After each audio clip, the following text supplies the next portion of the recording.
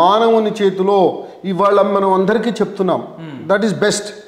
ఈ social moment అంటే విషయం ఏంటంటే మానవుడు సమాజంలో పెరుగుతున్నటువంటి వ్యక్తి, సమాజానికి బాగు కోరేటువంటి వ్యక్తిగా అతను పెరగాలి. అది మనం అందరం కోరుకునేటువంటిది. కోరుకోకపోతే సపోజ్ చెప్తున్నాను వచ్చేటువంటి వైపరీత్యాలు ఇలా వస్తాయని చెప్తున్నాము. దాన్ని చేస్తున్నాం. ఏది చేసినా జరిగేటువంటి కార్యక్రమాలకు ఎవరు బాధ్యులు అంటే సమాజం బాధ్యులు అని అంటున్నారు వారు. అయితే సమాజం ఎంత చేసినా జరిగేటువంటి కార్యక్రమాలు కొన్ని జరుగుతూ ఉంటాయి. ఇవాళ అదే చెప్తున్నాను. ఇవాళ సైక్లోన్ దీనివల్ల రాలే.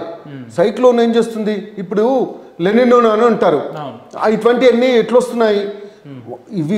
ఇది కొంత భాగమైన భగవంతుని చెప్తాను. అదే కూడా వచ్చేటువంటి దాన్ని మనం ఆపలేము.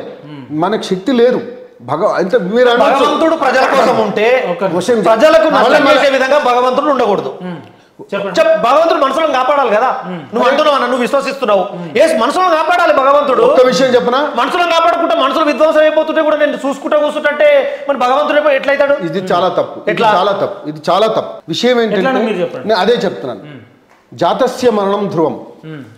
మానవుడు పుట్టిన తర్వాత ఎంత పుట్టుక నిజమో అంత చావు కూడా నిజం. ఏ నుంచి బీకి వస్తున్నాం. నీకు రోజు పెరుగుతుంటే బీకి దగ్గర అవుతుంటాం. బీకి దగ్గర అంటే అర్థం ఏంటంటే నీ చావుకు దగ్గర అవుతున్నావు అని అర్థం. ఒక రోజు గతిస్తే ఇంకో రోజు అదే అవుతుంది. నేను అదే అంటాను. నేను ఏమంటున్నానంటే నువ్వు ఎన్ని రకాలుగా వ్యాయామాలు చేసి ఎన్ని రకాలుగా బ్రహ్మాండమైనటువంటి తిండి తిని ఇవాళ ఏంటి వాడు ఎవరు ఈ బాగా డ్యాన్స్ చేసినటువంటి వాడు వేరింది 16 మంది వాడికి రోజుకు వాడి తిండి కూడా వాళ్ళే చూపెట్టారు. మైకేల్ జాక్సన్ అతనికి 16 మంది డాక్టర్లు అతను వెంబడే ఉండేవాళ్ళు. వెంబడి ఉండి ఏం చేసేవాళ్ళు అంటే అతనికి ఏ సమయానికి ఏవి ఇయ్యాలో ఏం సమయానికి ఏది ఇచ్చేదో మొత్తం వాళ్ళు ఇచ్చేవాళ్ళు. కానీ లాస్ట్కి ఏమైంది? చనిపోయిండు. వాళ్ళేమో ఆపలేదే, ఆ డాక్టర్లు ఆపలేదే. ఇవాళ అలెగ్జాండర్ చనిపోతూ నేను చనిపోయిన తర్వాత నా చేతులు పైకి పెట్టి నన్ను తీసుకుపోండి అన్నాడు. దాని అర్థం ఏంటి అని అంటే ఆ చేతులు పైకి పెడతా అంటే నేనేం సంపాదించాను? మొత్తం కొన్ని రాజ్యాలను కొలగొట్టి రాజ్యాలని నేను అజ్జేశాను. దేవుడు కాదు, మనం ఆపలేమంటున్నాను. దేవుడే తీసుకెళ్తున్నాడు. దేవుడు కూడా ఆపలేడు. ఏంటి మనకు వచ్చేటువంటిది ఏదైతే కర్మలు ఏవైతే ఉన్నాయో పూర్వజన్మ కర్మ కానీ ఇప్పుడు చేస్తున్నటువంటి కర్మ కానీ వాటన్నిటికీ తార్కాణమే ఈ చావు పుట్టుకలు. ఇవాళ చావు నాపుతావా, ఇవాళ పుట్టుక నాపుతావా? విషయం చెప్తున్నారు.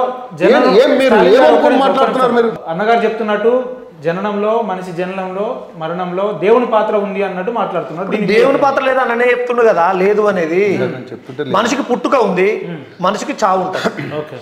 దీనికి ఒక కాలం ఉంది. చావు ఆపగలుగుతాడా? ఎలక కొన్ని సంవత్సరాలు బతుకుతుంది, కుక్క కొన్ని సంవత్సరాలు బతుకుతుంది, మనిషి కొన్ని సంవత్సరాలు బతుకుతాడు. మనిషి 100 ఏళ్ళు బతకడానికి టెన్యూర్ తీసుకుంటే 100 ఏళ్ళు బతకడానికి అనేక టీకాలు వచ్చినాయి. ఇప్పటికీ అనేక రకాల రోగాలకు మనము వైద్య రంగంలో అభివృద్ధి సాధించినము, డయాగ్నోసిస్ చేయగలుగుతున్నాము, హార్ట్ అటాక్లు వస్తే నిర్వహించగలుగుతున్నాము, బైపాస్ సర్జరీలు చేయగలుగుతున్నాము, బ్రెయిన్ సర్జరీలు చేయగలుగుతున్నాము, కిడ్నీలు పోతే కిడ్నీలు వేయగలుగుతున్నాము. జరిగింది కదా. నేను అదే చెప్తున్నాను. మనిషి శక్తిని గుర్తిస్తలేదు, మనిషి ఆలోచనకు విలువ ఇవ్వట్లేదు, లేని విషయాల గురించి మాట్లాడుతా ఉన్నారు. ఆలోచనకు విలువ ఇవ్వకపోతే ఏం మాట్లాడుతున్నాండి అంటే బేసికే లేదు అంటే విషయం ఏం చెప్పాలిగా. ఇవాళ నేను అదే చెప్తున్నాను. ఎంత ఎక్సర్సైజ్ చేసినా ఏది చేసినా ఏం చేసినా అతనికి ఉండేటువంటి టెన్యూర్ వరకే అతడు ఉంటాడు. దాన్ని ఆపగలుగుతావా? ఆపలేవు.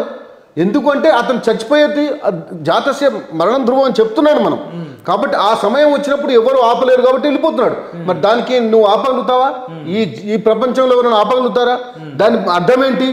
ఒకటి ఇవన్నీ కాదండి. మానవ జన్మ అనేది నమ్మకాల మీద పోతున్నటువంటి ఇది. ఆ నమ్మకమే మనల్ని బతికిస్తున్నది. ఆ నమ్మకమేమో మన ముందుకు తీసుకెళ్తున్నది. ఆ నమ్మకమేమో మనల్ని కార్యాచరణ చేస్తున్నది. ఉండడంలో తప్పు లేదు, కానీ అదే నమ్మకాన్ని దాని మాట నేను అదే చెప్తున్నాను. ఇవాళ నేను భగవంతుని నమ్ముతున్నాను. ఎస్, నేను మొక్కుతాను, నేను ఏది చేస్తాను. కానీ నేను పూర్తిగా భగవంతుని నమ్ముతున్నాను కాబట్టి నేను తల కట్ చేసుకుని నేను భగవంతుని చూస్తానంటే తప్పది. మూఢనమ్మకం అది. ఇవాళ పీరీల పండుగ సపోజ్ చెప్తాను. ఏదో పండుగలు ఉంటాయి. ఆ పండుగల మీద ఆ అమ్మవారి మీద ఉండేటువంటి భక్తి పారవశ్యం మహా ఎక్కువైపోతే అందుకొరికే ఏదైనా సరే ఆ భగవంతుని మీద ఉండేటువంటి నిష్కల్మషమైనటువంటి నిశ్చలమైనటువంటి ఆ యొక్క ఏదైతే భక్తి ఉంటుందో ఆ భక్తి కరెక్ట్ గా అనుకుంటే డెఫినెట్ గా భగవంతుడు అయితే నేను ఒక విషయం చెప్తాను ప్లీజ్ దయచేసి కొద్దిగా ఇవాళ ఈ రోజు ఈ కలియుగంలో సంగతి చెప్తున్నా భగవంతుడు లేడని ఎట్లా అంటారండి భగవంతుడు ఉన్నాడని ఎన్నో తార్కాణాలు ఉన్నాయి ఇవాళ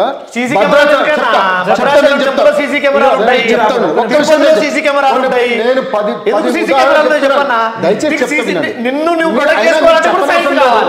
ఒక్క విషయం చెప్తాను మీకు చెప్పనవసరం లేదు ఎందుకంటే మీరు భగవంతుడు నమ్మరు కాబట్టి మీకు చెప్పాల్సిన అవసరం లేదు కానీ వినేటువంటి చూసేటువంటి ప్రేక్షకులు చెప్పాల్సినటువంటి అవసరం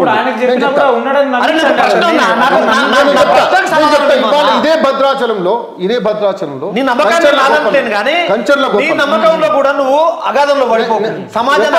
చెప్తున్నాను కదా మూఢనమ్మకం మంచిది కాదు నమ్మకం మంచిది అని చెప్తున్నాను నేను చెప్తాను చిన్న ఉదాహరణ చెప్తాను దేవుడు లేడని కాదు నేను 10 ఉదాహరణలు చెప్తాను మాట్లాడితే నేను ఒక ప్రశ్న 10 రోజుల కింద లలిత జ్యువెలర్స్ ఎండి తిరుపతి వెళ్తూ ఉండిలో 50 తులాల బంగారం వేశారు దీన్ని నమ్మకం అంటారా మూఢనమ్మకం అంటారా ఒక విషయం అండి అంటే 50 తులాల బంగారం వెంకటేశ్వర స్వామి తీసుకుంటాడా నేను వెంకటేశ్వర స్వామి ఇవాళ ఉండిలో వేయొద్దని మనమే చెప్తున్నాం ఎందుకు చెప్తున్నాను తెలుసా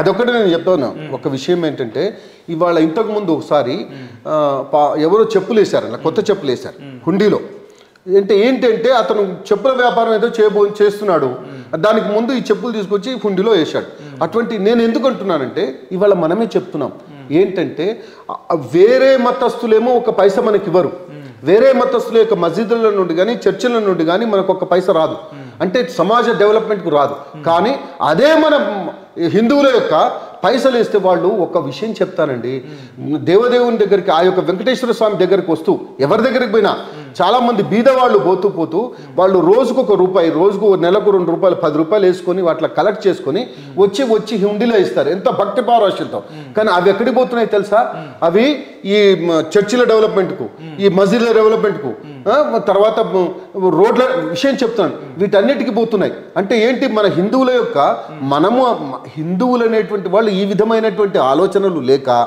ఏ విధమైనటువంటి ప్రోగ్రెసివ్ అది లేకుండా వాళ్ళు చేసేటువంటి వాళ్ళకి నమ్మకాలు ఏ విధంగానైతే వాళ్ళకు నిజంగా చెప్తున్నాను బాధాకరమైనటువంటి విషయం ఏంటంటే ఒక్కసారి ఆలోచిస్తున్నారా వేరే వాళ్ళు లేని మనమే ఇస్తున్నాం అనేటువంటి భావన ఎవరికైనా ఉందా